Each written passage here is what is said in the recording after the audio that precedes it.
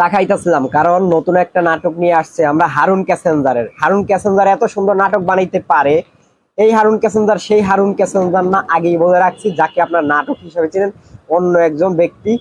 সে যে এত সুন্দর নাটক বানাইতে পারে, এত সুন্দর সুন্দর নাটক সে তৈরি করতে পারে, সেটা আমাদের দেশের জনগণ, দেশের পাবলিক, আমরা সাধারণ নাগরিক এবং কি ওনাদের ফ্যামিলির, ওনাদের পরিবারের লোকজন কেউই জানতে পারতো না, জানতো না। আজকের পর থেকে সবাই জানতে পারবে ওনার সুন্দর সুন্দর নাটকের বিষয়ে। তো চলেন বেশি কথা না বাড়িয়ে শুরু করা যাক সেই নাটকের ভিডিওটা।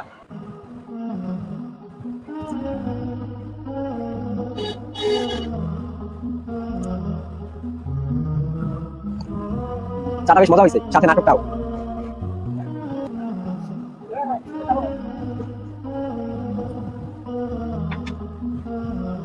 কোটা আন্দোলনটাকে ঘিরে হাজার হাজার ছাত্রছাত্রী ভাই বোনদেরকে, জনসাধারণকে গ্রেপ্তার করা হয়েছে, এমনকি অনেক ছাত্রছাত্রীকে গণহত্যা করা হয়েছে।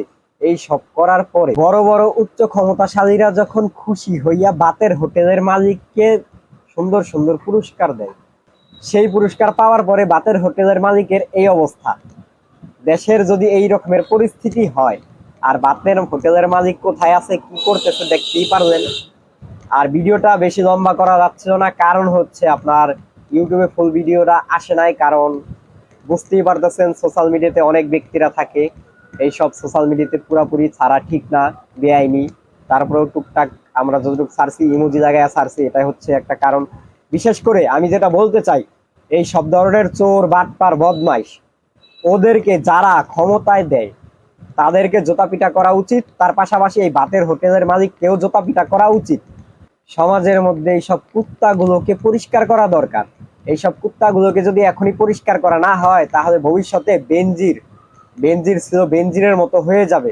ধর্ষণকারী, এরা হচ্ছে এক নম্বর ধর্ষণকারী। না জানি কত বোনদেরকে ধইরা নিয়া, জোর করে ধইরা নিয়া কত কিছু করছে।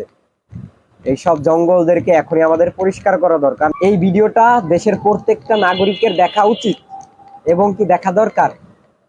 আর তার পাশাপাশি দেশের মধ্যে ওর যে বাপ, ভাই, মা, বোন, খালা, চাচা, চাচি যা আছে, ওদের ফ্যামিলির যারা আছে, দেশের মধ্যে আছে, তাদের প্রত্যেকের দেখা উচিত যে ওদের একজন ফ্যামিলির লোক কতটা জঘন্য, কতটা নিকৃষ্ট হতে পারে। এমনি তো দেশের মধ্যে একটা গন্ডগোল তৈরি করে বিভিন্ন সময় বিভিন্ন ধরনের বাতের হোটেলের মালিক সাইজা। আর এই একটা পরিস্থিতিতে ও কি করছে দেখছেন, এটা হচ্ছে ওর পুরস্কার।